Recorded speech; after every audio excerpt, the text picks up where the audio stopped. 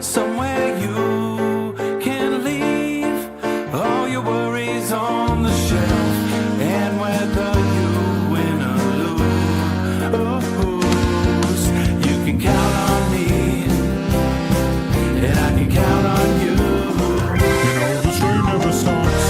This train never stops. You know this train never stops. This train never stops.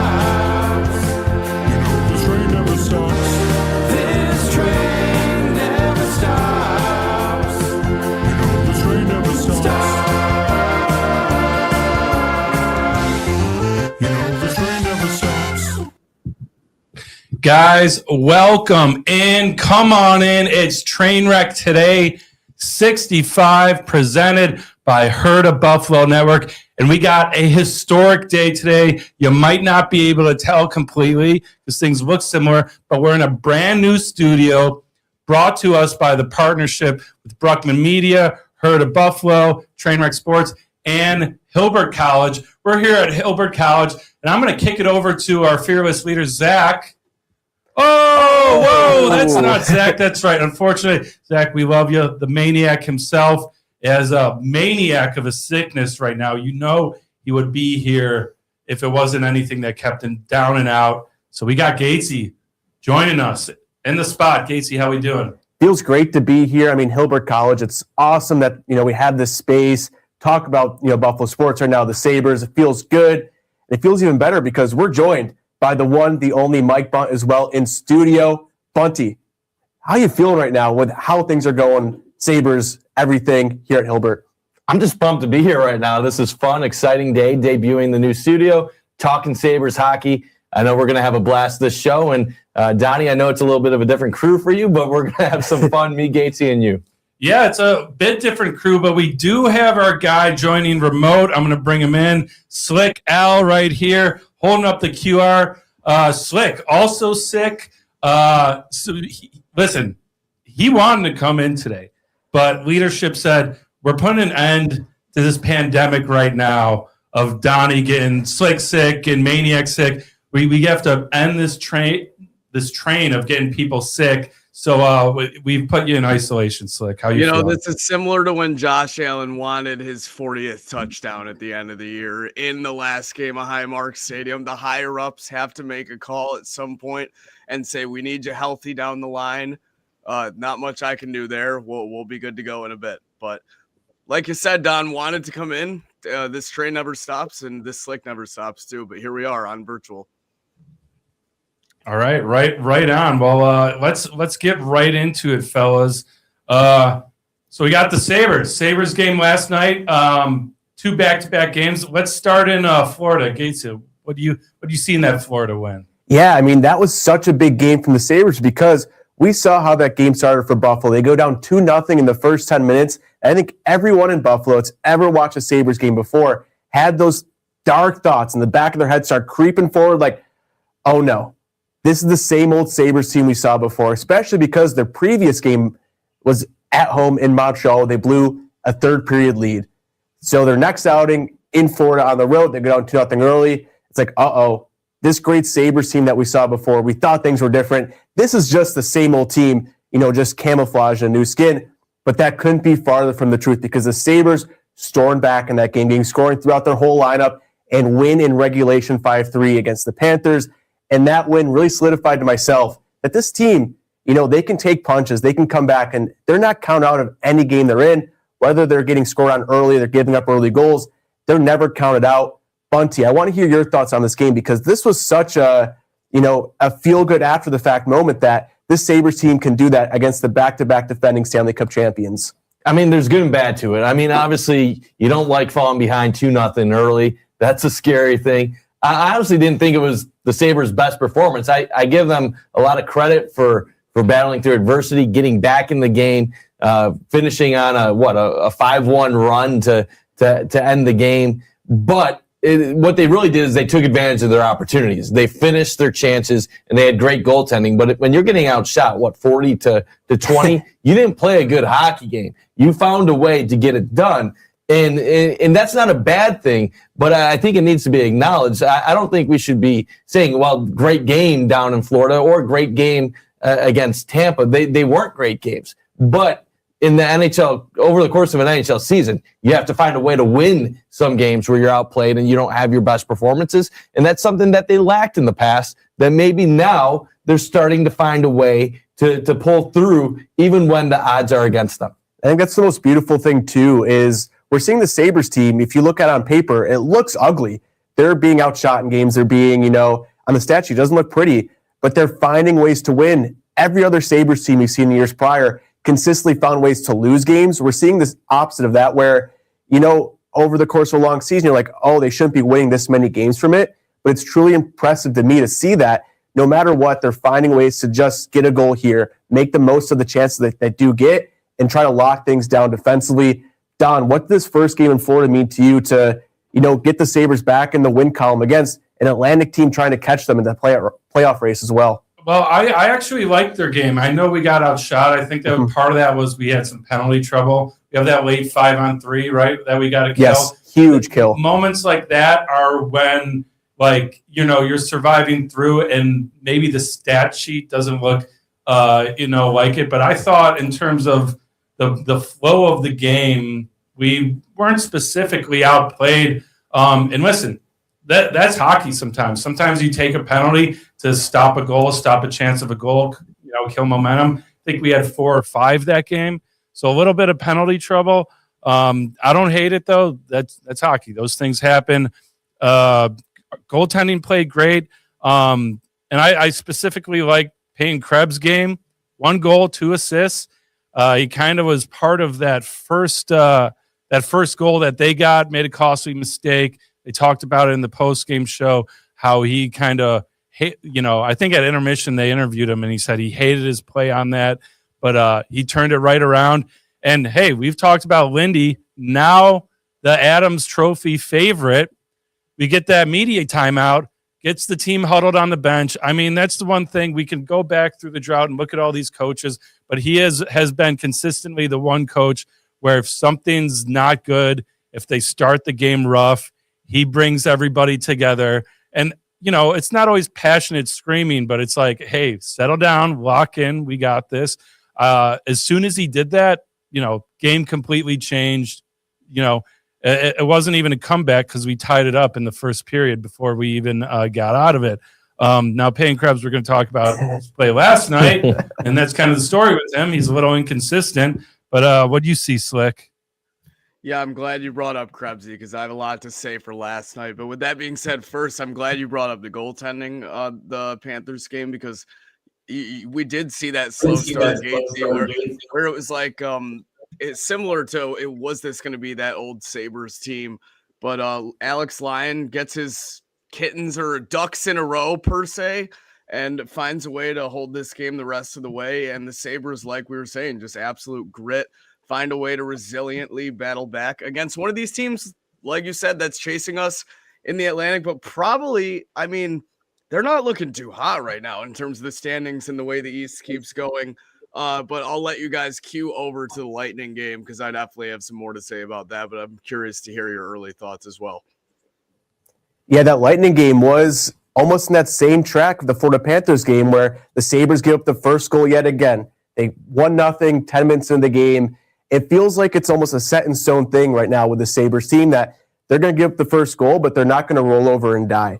We've seen in previous Sabres seasons of, if things don't go their way, they kind of fall apart. It feels like this team almost needs that adversity of, kind of getting into a game a bit where, you saw Peyton Krebs get put on the first line. We've seen Lindy Ruff make some roster movements throughout, the course of things going well to try to make this team better. So the Sabres give up that early goal, and then we see the man, Michael Samuelsson, get 2 goals for Buffalo, and we could talk hours about just the progression he's had in his career this season alone, but he gets the Sabres on the board with his shots where, again, we see all throughout the season, if he just has like half a second to like charge up his shot, basically, he's going to score every time with it. We saw him tie the game at 1. He gave the Sabres the lead early in the third period.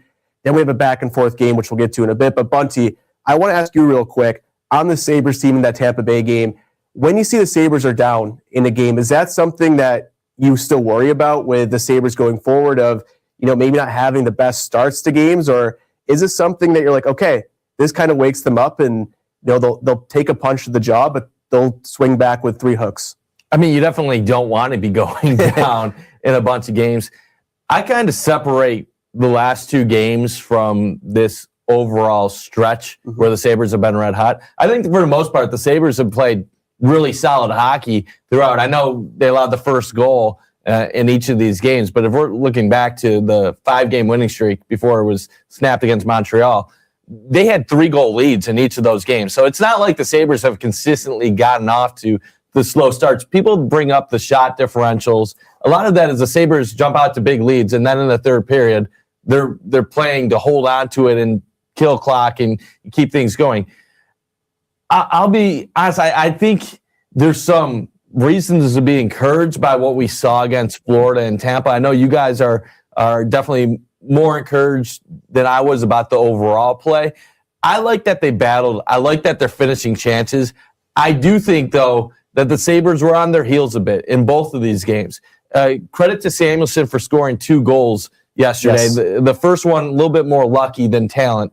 But if we're being real about how the Sabres played in Tampa, it was a Colton Ellis game for the first 59 minutes and 30 seconds. He really kept them in that game. The Sabres were outchanced. They were outshot heavily. It took them over 12 minutes, I think, in the second period to get their first shot on net in that period. They were not generating much offense at all. Now, what I think is different about this team, as you kind of said earlier, is that this team has more fight to them. They have more confidence that they can get in a game. So while you don't want to fall down 1 goal or 2 goals, especially on the road and hostile environments, they have the belief and they have the skill that they can do it. I think in the past, the Sabres had the talent, but they didn't have that fight. So people ask me, what's the difference between this year and previous years?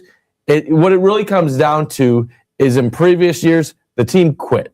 Previous years, the team didn't battle hard, and in previous years, they didn't have the confidence or the buy-in with their coaching. You have confidence, grit, hustle, and then buy into what the team is as a whole. That's what gives you a chance. And what have we always said? If they could just get this game to overtime, if they could find a way to steal a game here, those could be the 5, 6, 7 points to get them in the race. And instead, now those points aren't just them in the race. It might be what gets them in the top 2 or 3 of their division to maybe put themselves in a position to win a playoff series. Yeah, I mean, agree. On Monday's show, we were all kind of talking, what do we want from this last 3 games before the Olympic break? And we all said it's 4 points. Not only do we want, we expect. It was a Tampa game we didn't have high hopes for, but the only thing I was hopeful for is I said this is a great test. See how good these guys actually are. Now, I'll say I do agree. I thought this was a tale of 2 games. I thought Florida Panthers, I mean, you have the Kachuk comments. He says these guys are way more skilled than us. like point blank. But it also goes to show skills and everything when it comes to winning a cup. But then we play the Lightning. I mean, they took the play to us for most of the game. That's going to happen. It kind of remind me of how we play against Carolina as well. They just are more experienced. They have more veteran guys, and they just seem to, for as fast as we are, they just seem to be a little stronger on the puck. That comes with, guys that having a team full of guys that are in their early 30s. They just have more mass as well as speed. And honestly, the goals that we scored against Vasilevsky, I thought were a little weak. Samuelson's second one, not, one of a goal I don't expect him to let in often. So leaving with 1 point, I'm happy with. Now I think it's different, and a lot of Sabres fans might be down because this team has shown so much magic where we come, back and kind of take over the third, and we scored that one goal. What was there? 8 minutes left or something? 5 minutes left? Yeah, 5 minutes. 5 minutes left, and we're all thinking, where's Krebs? Get him out there for that empty netter. So a lot of people might be, we should have won that game, giving it up late. But I think getting 1 point was more of a steal for us. Finishing this 3-game stretch with 5 points, huge. Gonna have to just take care of business tomorrow against Pittsburgh at home. Definitely too. And Bunty, you put out a tweet when the Sabres were down nothing in Florida that put so much fear into me that it was genuinely very possible at that time that the Sabres could have gone in the Olympic break on a 4-game losing streak, losing, to Montreal. They could have easily lost that Florida game. And then all of a sudden that Tampa Bay game became, I don't want to say a must win, but it kind of felt like it was going to be at that point. But the Sabres, quelled those concerns. They put things together. But Donna, you talked about the goals the Sabres scored. Those came off them doing the right things. The first Samuelson goal, you have an incredible Beck Malensine forecheck, great, net front presence by him and Kozak, allowed Samuelson to get that great chance. We're seeing the Sabres hot zone. Yeah, he had that from the same spot on shorthanded. What was it against Montreal a couple weeks ago? So yeah, I think the Rangers too, where it was at MSG. Yeah, it was that game, not Montreal. Yeah, and his second goal too, from a breakout from Krebs in the corner to McLeod hanging out of the puck in the neutral zone. The Sabres are scoring by doing the right things. The Doan power play goal, similar to manner of the Sabres hanging out of the puck, tiring out Montreal, and Doan just doing a great job in front of the net, finding a lane for a Tage Thompson pass. This Sabres team, that's what's giving me the most hope right now is we know they have skill, they have great players, but they're using it in a way that's sustainable for them to win games where the blueprint of them winning is not the same every night. We look back to the Sabres team of a few years ago where they were a run and gun team, winning games 6-5. That wasn't sustainable, and we saw it. Down the stretch, they needed to go on a crazy run. Right now, it doesn't matter what kind of game they're in, whether they're playing, Tampa Bay like this, Florida, or if you're going to play, the New York Rangers. They're going to play however they can to get a win. That's what's most encouraging to me right now. Bunty, any kind of final thoughts on the Sabres team on this Florida stretch that makes you feel, kind of good going into this Olympic break? I mean, you got to feel good about where the standings are right now. You are, not 8 points or something like that ahead of Ottawa. And then obviously Columbus is nipping at them right now. But Columbus, with the way the divisions are working, some of these Metro teams, even if they catch up to the wild card, they might just catch up to their own division first. So even if you are in that wild card situation, it might not really even come into play. I'm at the point now, the Sabres are at that 75 to 80% chance of where they should make the playoffs. You look at their point total right now, they're at 70 points, 26 games remaining at this point. So you go 500 hockey the rest of the way. That gets you to 96 points, and that should get you in. The Sabres are pacing at, I think, 62%, around 62.5% point total percentage this year. So you're talking about a whole 10% lower the rest of the way gets you into the playoffs. So you should be confident right now about this team in what they're capable of. I would love to see a win over Pittsburgh to go into the break with 5 points in 3 games that you really didn't know what was going to happen. And then the last thing I'd say, it could get better. Like, let's be real. They've been doing this without Josh Norris. And I'm a big believer that Norris is the third most talented guy on this entire team when he's healthy. Now, he's never healthy, but when Norris is healthy, the guy is a difference maker. Benson was out last night, and this break is coming at a perfect time for him to get back and hopefully get healthy. UPL has been out, and he's going to unfortunately miss the Olympics, but this gives him time to get healthy. And yes, Ellis played great, and Ellis has been a very good third goalie this year. But if we want to see this Sabres team at their best, you need Norris healthy. You need Benson healthy, and you need a rotation between Lyon and UPL. So I think all things considered, factoring in how the last couple of games have gone, and then factoring in where some of the health-related things with the Sabres, you take this Olympic break at this point, use it as a refresher. You hope that Dowling and Tage stay healthy overseas, and that you're recharged and ready to go when you come back. Yeah, love it. Slick, you got any final thoughts on the Lightning game? I want to know what the hell Peyton Krebs had. Does he need to be investigated for this one, guys? Like, is this the next FBI look? Because that was really bad. I feel like I could have tapped that in. Not saying this as someone who bet him any time to score anything, but like, come on, my dude. After looking like a world beater against the Panthers, you go and then do that same shit on the first line. Not too impressive. I was just like Bunt in the fact that I thought I was just impressed that the Sabres found a way to even be in that game. They really didn't deserve to.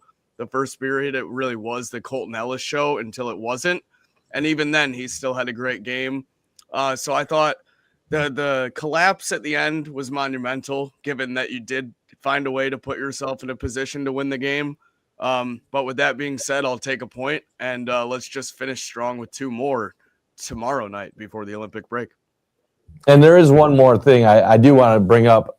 I am happy they got a point in Tampa, but if you're a bigger picture guy and you're thinking, well, you have a chance of not just finishing second and third in your division, but you have a chance to win the division, that's where you should be really upset about last night, because now you're sitting 6 points back at Tampa. You hold on in regulation for that win. You're at 71 points. Tampa's at 74. And we're not talking about, hey, maybe we can finish second or third in the Atlantic Division. You're talking about, well, what if we win this damn division and then we're playing Columbus in the first round, or we're playing some random team like the Islanders? Then you could start talking about, well, maybe we can make a Stanley Cup run, but that's all premature. And I still think Tampa's going to run away with it at the end of the day. Yeah, it's going to be tough to catch Tampa because, I mean, we're 6 points back and we have 2 games on them we played 2 more games than them. Krebs, don't want to pick on him too much, but in that overtime, too, I mean, Dowling's trying to chip it back to him. He's just out of position, and it ends up in, for Gensel. Yeah, in that overtime breakaway. And honestly, too, before that, we had the possession. I was thinking, I'm like, we might actually steal the 2 here, but go to overtime. That just goes to show how things can sway. But we got Black and Red Goat Head tomorrow night, and on top of that, to make the vibes even higher, we got the Crossing Swords podcast live from Sandbaggers. We're going to be going live from 5:30 to 6:30, but we're getting there a little early. And if you don't know Sandbaggers in Hamburg, it's Dane Smith of Bandits fame. It's his spot. He's opening his doors to us, so we'll have a live show there. And this is almost like a little preview of that. Like, this is the Crossing Swords podcast takes over Trainwreck today. Yeah, we got a little insurgency before tomorrow night. It's going to be a big game. I mean, this is the last Sabres game we'll have for a few weeks as they go on the Olympic break, and a chance to really cement where they're at in the standings, where they're at on this push to end the drought with, 3 weeks of no hockey, basically. So what's that last, taste going to be in Sabres fans' mouth of, are they going to have a big win at home with, feels like the 700th goat head night of the season, or are they going to have a bit of a letdown going into this break, and we're going to have to wait a while to get something better? But Bunch, you're going to be at the game on Thursday. I'll be there. What are you looking for from the Sabres from this game? Just trying to get through with 2 points, or honestly, I want to see a strong effort. I want to see a W. Pittsburgh's a tough team, though, and it's weird because Pittsburgh, Buffalo, Boston, all teams that had low expectations from the national media going into the year are amongst the best teams in the Eastern Conference right now. Pittsburgh's been red hot. Every night I'm looking at the box score, they're winning games. Sidney Crosby is looking like prime Sidney and of getting Malkin's back. And so this is going to be a tough game. The Sabres normally struggle against the Penguins at home, even during recent times when the Penguins haven't been a great team. So I don't expect this to be an easy game for the Sabres. I think it could go either way. All I'm going to say is the last week or so has been a combination of a lot of annoying things for me as a Sabres fan. I can't stand the Penguins. Like when I was a kid, I had a soft spot for them when they had Kovalov and Yager and Lemieux and everything. But whenever they come to Buffalo, you always get these entitled Penguins fans, and then there's all these 10-year-old kids that think that they have this great team. They're screaming for Crosby and Malkin, and it just gets under my skin. And that comes on the heels of playing Montreal and them French-Canadian fans screaming ole, ole, ole every second. Can't stand that. And then to top it off, thank God we got 3 out of 4 points in Florida, because I remember being younger. Gatesy, you're probably not old enough to even remember these, but it used to be Buffalo takeovers when we would go down to Florida and Tampa Bay. And those would be games that you would expect the Sabres to take care of business, to the point now where these people that just discovered hockey within the last 10 years now look down on us and think we're the laughing stock of the league. So I want to see a win. I want to go into the break. And honestly, as much as I've enjoyed games every other night, I'm looking forward to a little bit of a break where my heart can kind of get back on track and relax for a couple weeks before things really get ramped up for the stretch run. Yeah, I'm looking forward to it. It's probably going to be another sellout. You know, I mean, that's the thing. That's who would have thought a year ago would Sabres be selling out Monday, Tuesday, Wednesday, Thursday night games. But we'll have to see what the opposition percentage in the arena is. Now, I want to float something real quick before we finish our Sabres. Well, not finish ours. We're going to be talking about the Sabres most of the show. But so back when I played NHL, like 04, 05, before the Slug era, you could change, what was the home and away jerseys. And my I would have the black goat head as the, what was then away before they switched that. And then I would actually have the white, blue and gold crescent ones. Now, I've said this before. I'm like, clearly they love the goat heads. We could do something really interesting where we're the first team in NHL history. Well, other than I think Calgary Flames when they had the deer head. Oh yeah, and then the C for their blacks, C for whites. But you could have your home and away jerseys have completely different logos. And I'm saying let's just lock in the black as our dark jerseys and keep the white and blue and golds as our away ones. Thoughts on that? I can't even comprehend what that would go through just from, the color schemes alone. I kind of like the idea of the goat heads being special, but they use them so much now. It's basically their primary home jersey at this point, Don. It feels like they played better in them this year. I was a little scared at the start of the season, but recently they're getting that. The fans seem to like it. The only issue is they just got back finally to the royal blue. Scary years of the navy and the silver. That was just bad. And that terrible Steve Ott jersey alternate. It feels like the Sabres finally have a great problem of we have great jerseys to choose from. Bunty, you got the goat head in. The goat head represents winning for this franchise. You think about the goat head era. They haven't worn the goat heads as a primary for that long of a time. It was the late 90s, early 2000s. What did they do in that 6, 7? I did not say that intentionally. Put that on the record right there. We did, yeah. Put on the graphic card. What did the Sabres do during that period of years where they were in the goat heads? Oh, they went to the Stanley Cup Finals. They went to the Eastern Conference Finals. And then they went to the Eastern Conference Finals again. And then they decided, you know what, we just had a special 05, 06 year. Let's go to a slug. Maybe they win the cup the next year. Maybe Drury and Briere decide to stay in Buffalo if they keep the goat heads. So the slug story is interesting. You're right. It was only 9 years, though. I think 97, they debuted with Ted Nolan. Or no, that was Ruff's first year. Did Ted coach 1 year with the Black and Reds? I don't think so. No, because I think it was 97 when the new arena, and they had the whole rebranding. Like there's a whole story. One of the coolest videos ever when they unveiled the new jerseys in the arena too. That's when they had like it was like their video editors got all this new tech, and they're like, we can use lasers now. Let's do it. Everything's black and red lasers that are carving up our logo in the ice. Really funny stuff. And then, but by 06 was the last year, or playoffs of 06, they're gone. And then the slug came about because there were 2 years where Reebok made the jerseys for the NHL, and one of their guys basically approached the Sabres organization and was like, I want to like debut this new design. Now there were other jerseys around the league too that had the weird like swoop, like you can see on that, but they picked, they're like, I want the Sabres to be the ones that we're going to do this experiment. Numbers on the front, and they needed a new logo. Hey, listen, the slug gets a lot of hate. I think it's a nostalgia thing. Where were you? The slug guy. Yeah, Slick, we grew up as slug guys. Are you itching for the slug to come back, or are you happy keeping it far away? I'm not itching for the slug to come back. I like it, seeing it in the arena. Like Don said, it's nostalgic, but not everything that's nostalgic needs a comeback. Just like not every movie that's nostalgic needs a sequel or a modern day rerun. It's kind of similar to that. Gatesy, we were slug babies, but I do remember all the content. Like we weren't initially.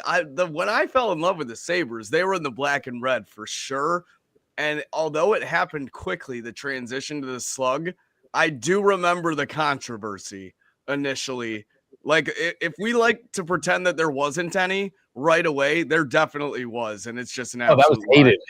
Yeah. I mean, but at the same time, I remember that first Christmas, you could not get a jersey.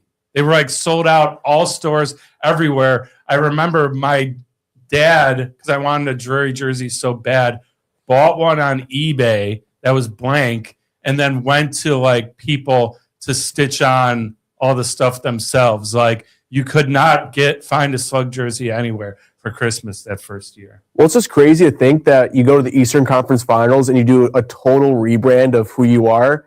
I mean, look at like if any team did that now, that'd be like, what are you doing? I mean, in hindsight, it makes sense when you remember that Thomas Golisano was the owner of the team, and looking back at how he let Briere and Drury walk, maybe being a little cheap was a motivating factor. So you change the jerseys, you make some money. I mean, at the end of the day, it was weird. It definitely was weird. And even from the very beginning, when they were revealing things little by little, nobody was in favor of it. No. But yeah, I think the Sabres game Thursday, big one there. I just want a nice taste in our mouth before we get into, this Olympic break with no Sabres hockey. And it's going to be an interesting time for Sabres fans. We got the Olympics with Tage representing USA, Dahlin representing Sweden. Unfortunately, UPL's lower body injury is something that's going to keep him out of the Olympics now. So it's an unfortunate break for UPL. Hopefully he can come back to the Sabres healthy after that stretch. And, thankfully for the Sabres, there hasn't been, a lot of bad things going on. It's been, feel like good thing after good thing after good thing. And who would have thought at this point in the year, Don, Sabres fans wouldn't be pulling their hair out. They wouldn't be crashing out. But I want to check in with you. So let's check in with the Trainwreck Sports Crash Out Line, sponsored by William Attar Law Offices. Yeah, so the lines are pretty bare. I think it's really just was Bills fans lighting it up for a whole week while that coaching search was going on. You got to crash out. Or, again, if you want, we're opening it up because some people are starting to text us, happy thoughts instead of just all the dark places Buffalo sports are taking them to. Call or text us at 716-226-6263. Leave us a voicemail, shoot us a text. This is not a live line. I've had people call and be like, hello, am I on air? Like, no, we can't do that yet. We do have the tech, but we can't trust everyone on the internet not to say things. And until we have a dump button and a delay, we can't trust you guys to not quite literally light up these. on the dump button. That's it. Yeah. We're trying to get this dump button. We're in a new studio. Maybe we'll set up a live line soon. But until then, give us a voicemail or a text.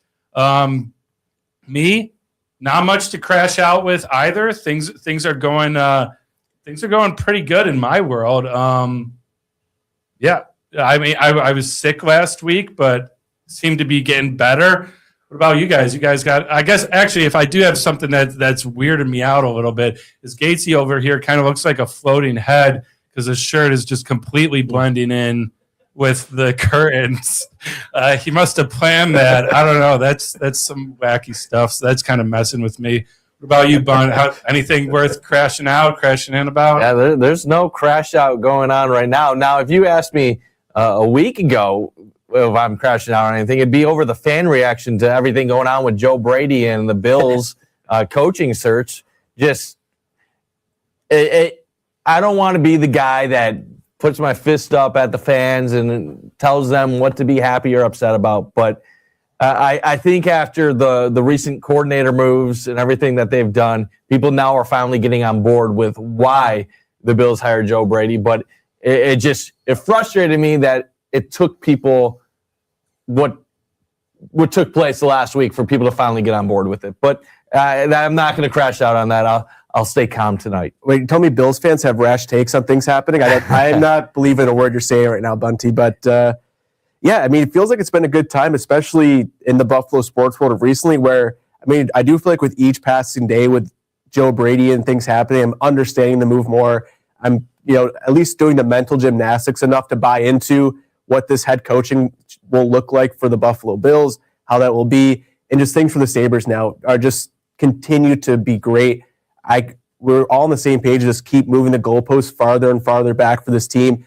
It's like they're kicking a 90-yard field goal at this point with how far we keep pushing these goalposts back for them. They're hitting those strides. They've got 3 of 4 in Florida.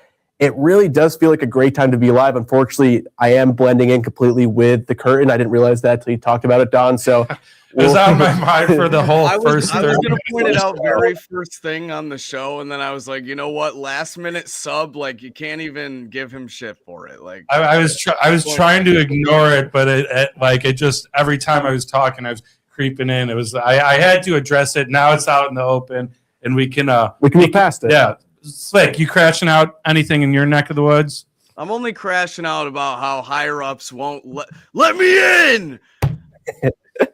Yeah, I'm just kidding. I'm sure it'll be okay. We'll get through this together. And look, I'm taking over your seat for good. Oh my God! I mean, like it'd be an honor for you to do so, and maybe I can crash out at home and have a cocktail or something. Who knows? Doesn't sound too bad. I mean, speaking of cocktails, Don, we got some on Heard a Holiday. We got something to get us through Sunday where we have, the Seahawks as 4.5-point favorites against the Patriots. I want to know, Bunty, how are you feeling about seeing the Patriots, back in on Sunday? And is this a game where you feel confident the Seahawks can keep them out of winning another Lombardi?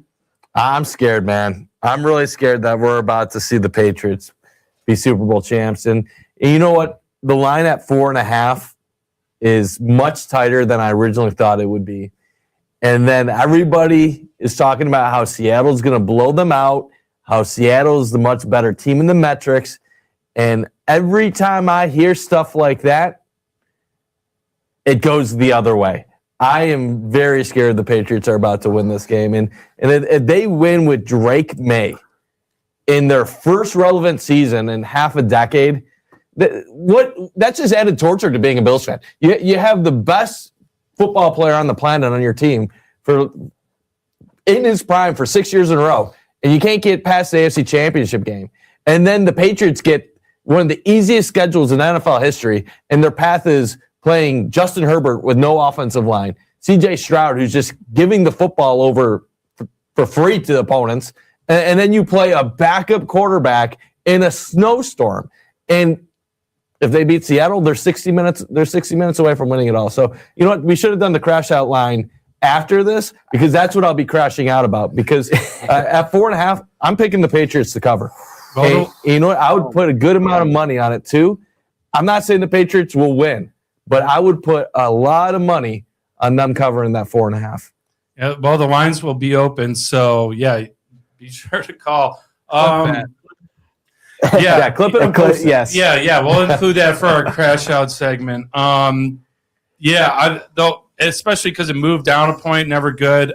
But yeah, as someone that's watched enough of these big games, seems like anytime everyone is all on one side, it goes the other way. Including there's been times it's benefited the Patriots and it's been against them. I think the two biggest upsets numerically. 2 out of the top three were with the Patriots. One was the Rams, the greatest show on turf. And then the other one was when they got upset by the Giants. When everyone said on the 2017 with the perfect record. I think third of all time was Oakland Raiders, Buccaneers with John Gruden as a rookie head coach winning, and everyone was on the Raiders that game, I remember. So it does concern you a little bit when all of the public and myself too. I said, I mean, they're gonna crush the Patriots. I think their defense is too good. But then, I don't think I'm that smart that everyone is tuning into what Donnie Fraunhofer has to say about the big game and following suit. I don't think I have a cult of followers like that yet, at least. So it is concerning. Friday's show, I think we're going to be breaking down some props. Yep. Both the player props and some of the goofy Super Bowl props. We all love to bet those goofy Super Bowls, from the coin toss to the national anthem length. And hopefully, we got Maniac back and slick because Maniac owes us a punishment still. Maybe this is his punishment, being down with a fever, unable to get out of bed for the first show. Maybe we'll give him a cop out. Maybe that's why he wanted to bring pickle juice in. Maybe he saw he felt himself getting sick and he thought there was some secret remedy that drinking pickle juice will just get him fine again. He was bringing that up, so we'll have to see. I'm tempted to throw a bone and just give him the cop out, given he said his head is spinning, but Yeah, what about you, Slick? You concerned that this is a creeping Patriots dub, and which I hate, as a Bills fan, I have, now that the coach search moved on, I've gone full attention to Sabres where the vibes are good. And there's a percentage of me that is I don't want to give a shit about this, even if they do win, whatever, let's focus on the Bills. But I can't help myself and torture myself and feel terrible if Patriots pull this out. How are you feeling going into this? I'm not going to lie. It's felt kind of good not paying attention to Super Bowl row and media row for the first time in big game roll. Big game roll. Big game. Yeah, it feels like a very long time. And although I see where Bunt is coming from, I just haven't seen enough from this Patriots offense to lead me to believe that they're going to be too competitive with Seattle on Sunday. I think the line being 4.5, even to begin with 5, is a huge indicator because it's never that big for the Super Bowl. And how I do agree everyone is on the same page. I could see a Patriots cover. There's still room to cover on a field goal for the Seahawks to win this game. I think the line opening and staying somewhat where it is an indicator. I'll let it be known that Seattle will go home victorious. Although I'm going to be on the edge of my seat and be crashing out just as much as everyone else if the Patriots do find a way to get this done. They've just not shown me anything in the playoffs that leads me to believe that they're going to be superior over Seattle, who has a defense just as good, if not better, than theirs on Sunday. So I think Drake May will continue to turn the ball over and Seattle capitalize on those turnovers and hopefully go home Super Bowl champions. And it still does pain me to see Darnold in this position before Josh Allen. But you know what? Good for him. They're boys, so can't get too hung up on it. All we can hope for is a Patriots loss at this point. Yeah, I mean, I feel like everything we've seen throughout this playoffs, throughout this season, it almost gives me a little bit of false sense of security, but it's the New England Patriots in the big game. Anything can happen, Bunty. It's a scary thought. It's just annoying because you feel like the Bills have deserved at least an opportunity to compete for a title, and they haven't even gotten to this point yet. Where say if the Bills had already gotten to the Super Bowl, they didn't win it, would have been frustrating. But you would at least say they had their chance. if we haven't even had our chance yet. And it's because we've had to go through Kansas City almost every single year. This was the first time we didn't have to go through them. And we just let a sequence of crazy events keep us from having a chance at going there again. And this is what I will say. This Super Bowl is going to be huge for narratives because at one point in time when Joe Burrow took the Bengals to that Super Bowl, carried by his defense, did that change things for the Bengals and how they were perceived? Yeah, the Bengals were thought of as a top-tier team. But at the end of the day, the Bengals fizzled out. And you look at Joe Burrow and you're like, cool, they made a Super Bowl, but the Bills are the better team long-term.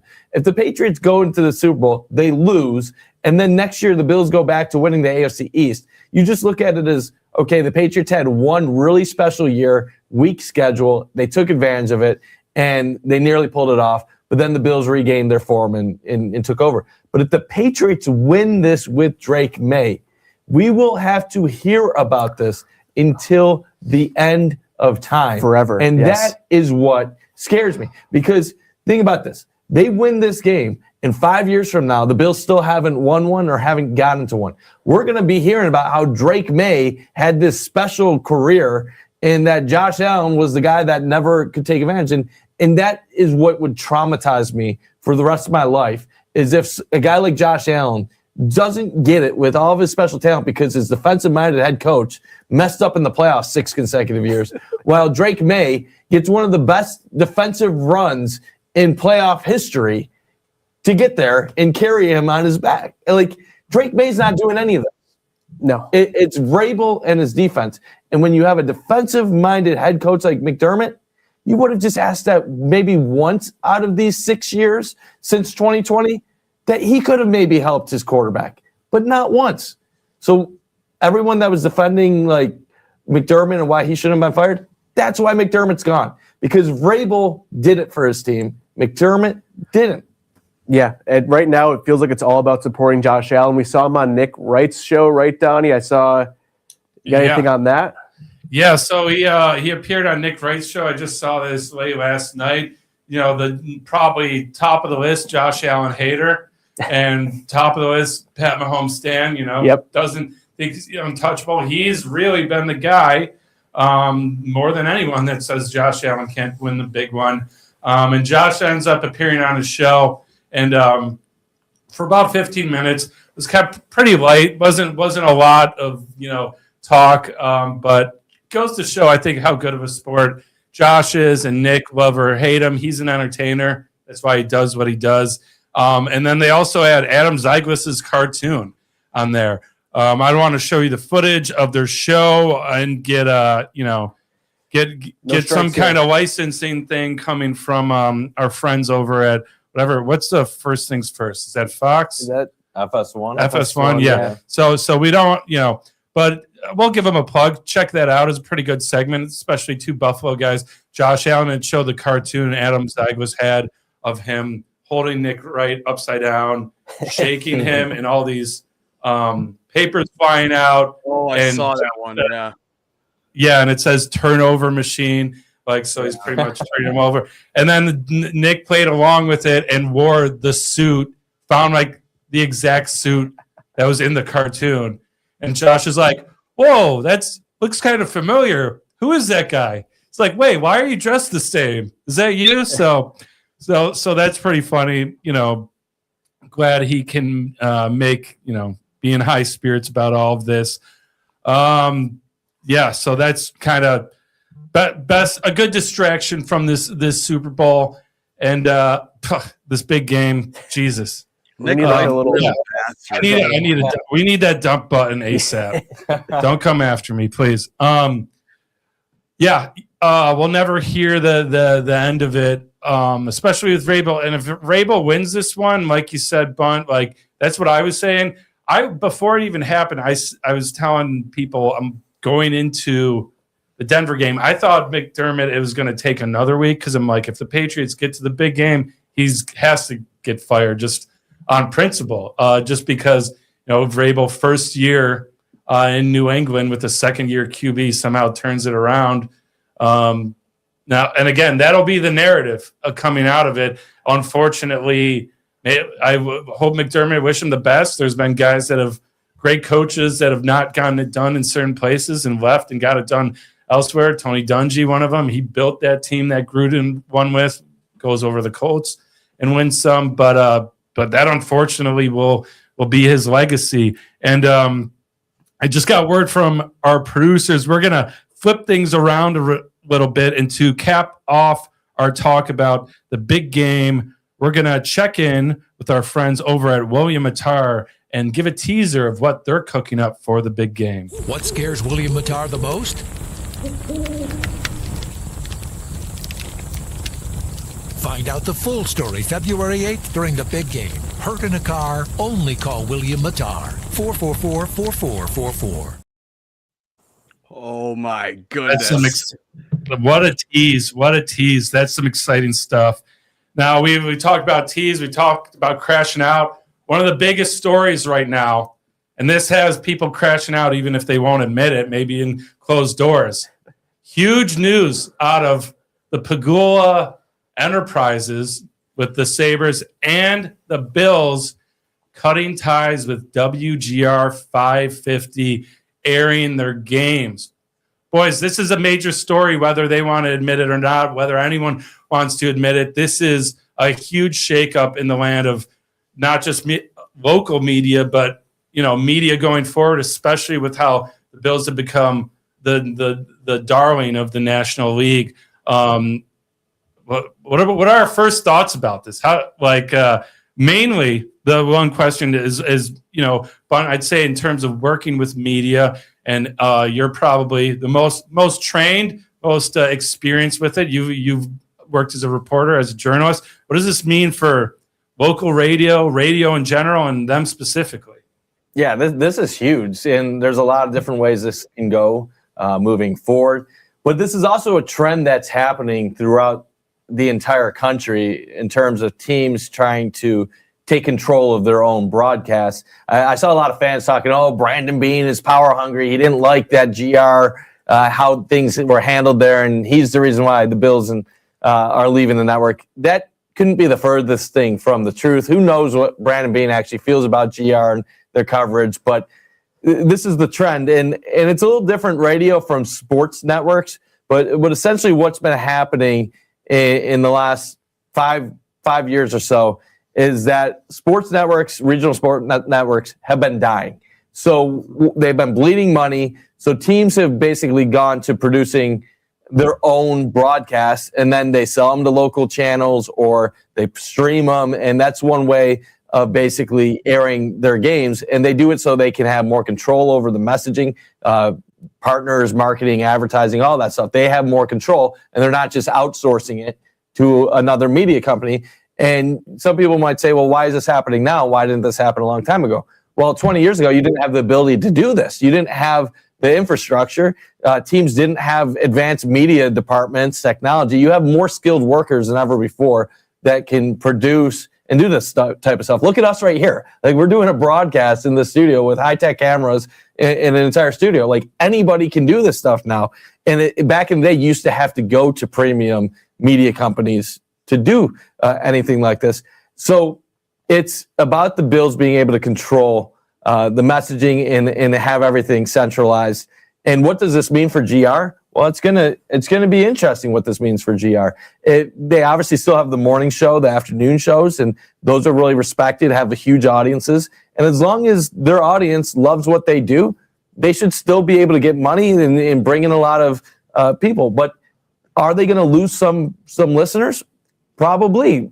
Being the exclusive home of the Bills and Sabres is a huge point when it comes to advertising, bringing in money, and then bringing in people from outside the region that don't have access to your radio station. And you get exclusive interviews, you get exclusive perks, and think about all the content too. You're talking about 82 Sabres games. NHL season is going to go to 84 soon. You have preseason games, possible playoff games. You have 17 Bills regular season games. You're talking about at minimum 100 events a year. You assume that every game is 3 hours. You add hour pregame, postgame for like Sabres. That's a minimum of 500 hours of content. You factor in Bills postgame shows and pregames are even longer. And then you have your noon to 3 programming one Bills Live, and then the Sabre Show with Duffler and Baran. That's 15 hours a week too, right there. So you're talking at minimum 650 hours of programming that you're going to have to replace.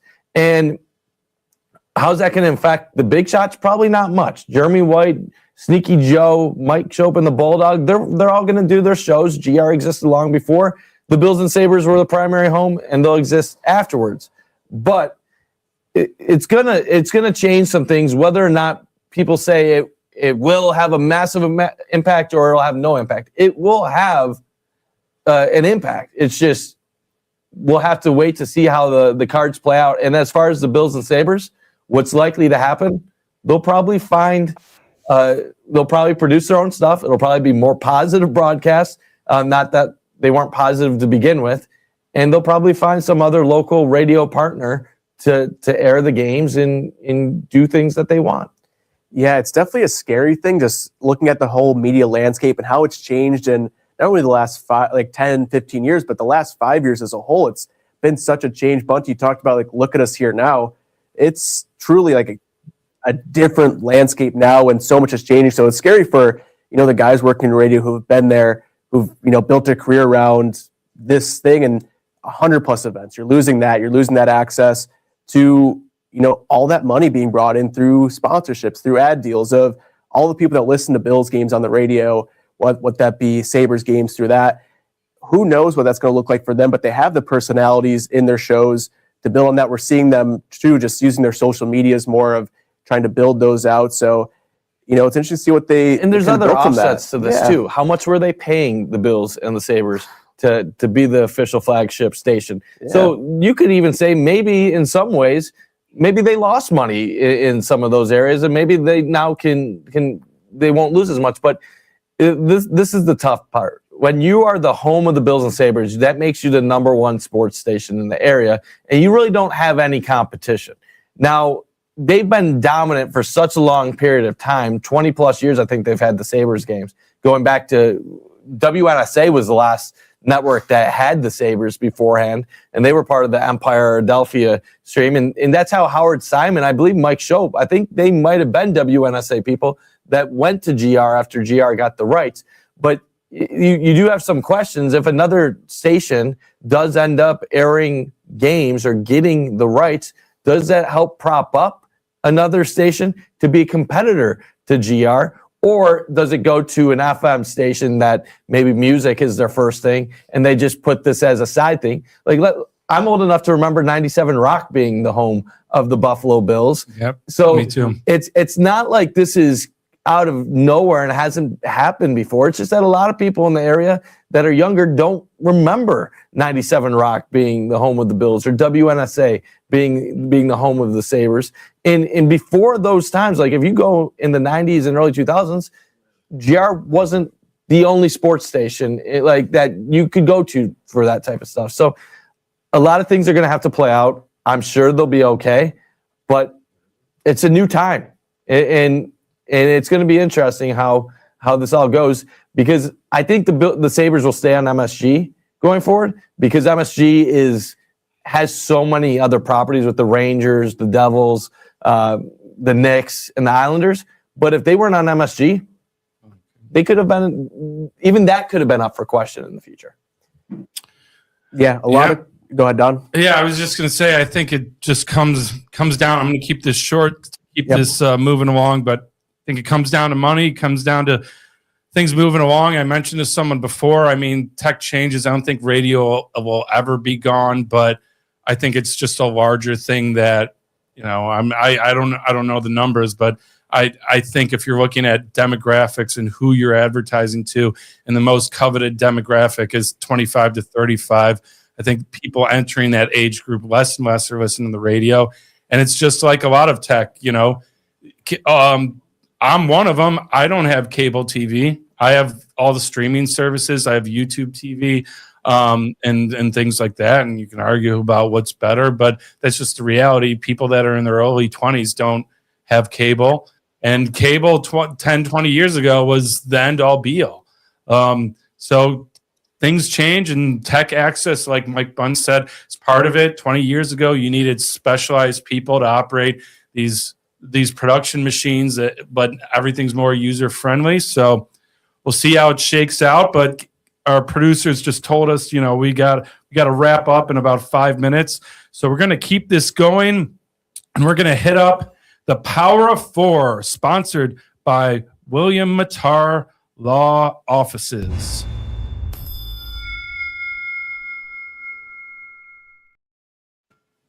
All right, so the Power of Four today, 4 things Sabres fans can take away from the Tampa Bay game.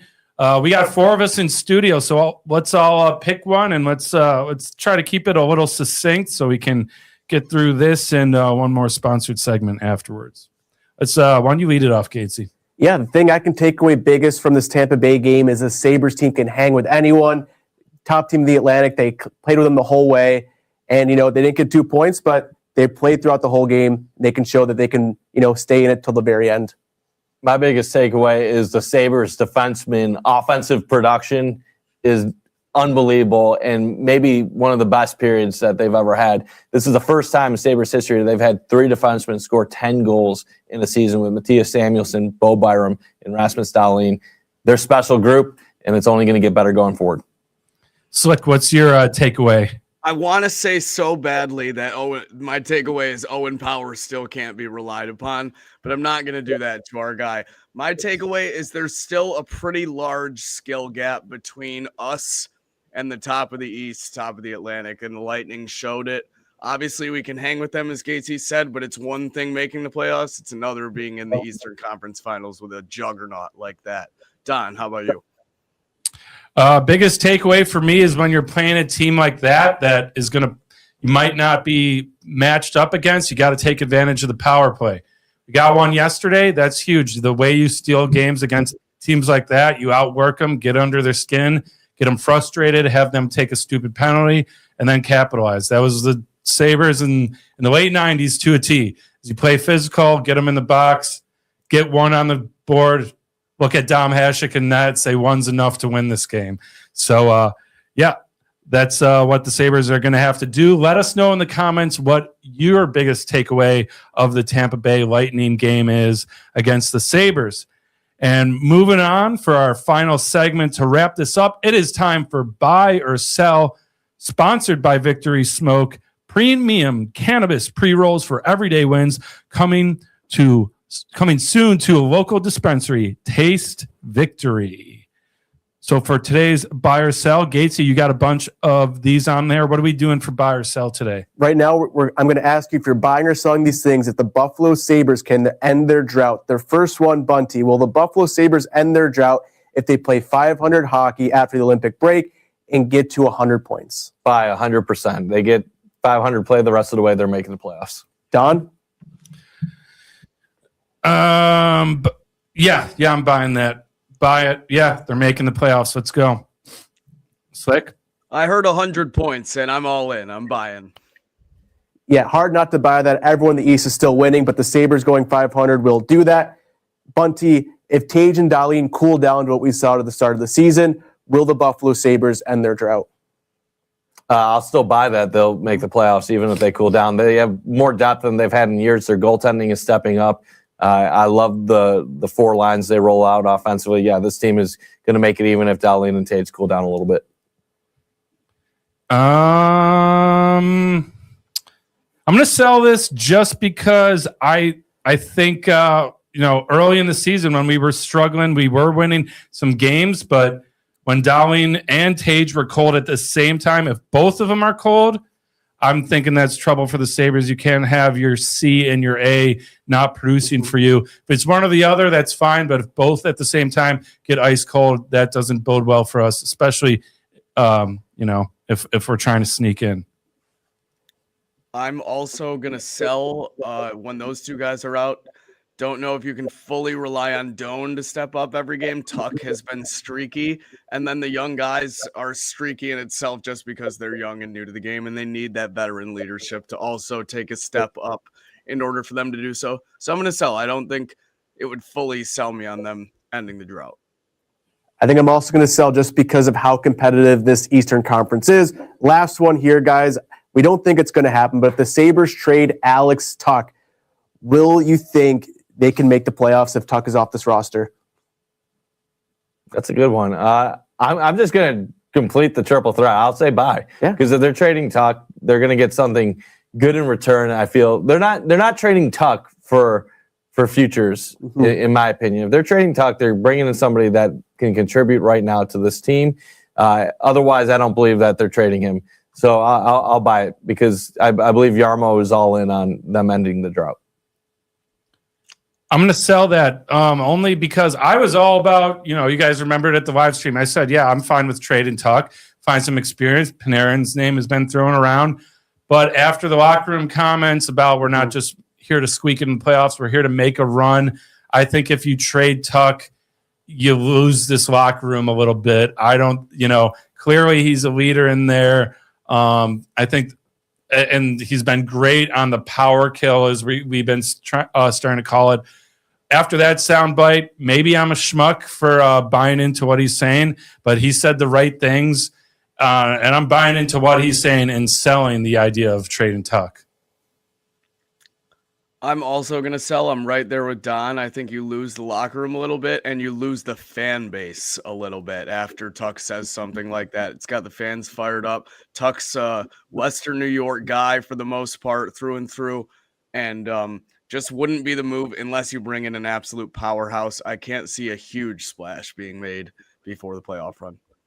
Agree. I'm selling as well. It feels like the Sabres aren't going to try to make their team worse. Jarmo Kekalainen has said that. This team has come together with the vibes, with the energy from the fan base.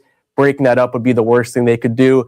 So I think I'm going to sell that. The Sabres team is feeling good. We're feeling good as well. We have a Crossing Swords live tomorrow at Sandbaggers in Hamburg, 5:30 start time. Show up, hang out with us. See me, say hi, I'll get a beer on me. We can watch the game, go from there. And we just have a big day ahead. Don, got a little merch to plug as well, I'm hearing. Do we? Do we? Are we a little... I think that was for tomorrow. Let's plug it now, too. Yeah, tomorrow we're going to be rocking our Totally Buffalo Buffalo hockey shirts. Not rocking them now, but we'll have them on the stream tomorrow, and we'll give them another shout-out then. So make sure you're stopping by Totally Buffalo. They got a great merch store, plenty of great stuff, local sports and beyond. Everything over there is worth it. So, tune in tomorrow and check us out in these amazing shirts. And listen, I know you're going to want one after you see us wearing it. So just go ahead and buy one now. Just, why wait a day? Why wait a day? Why wait any longer to enjoy the Sabres, to enjoy Trainwreck today? Gentlemen, it's been a great time having, everyone here at Hilbert College of our first show here. Bunty, thanks for joining on. Donnie, thanks for having me here today. Slick, always good to see you. Gentlemen, we have a big week ahead. One last Sabres game. One last, taste of Buffalo sports for a little bit. We still have the Bandits, but things are kind of up in the air with how they're doing. And let's enjoy today. Let's enjoy this stretch. Let's enjoy the Olympics ahead. And always, let's have a good day.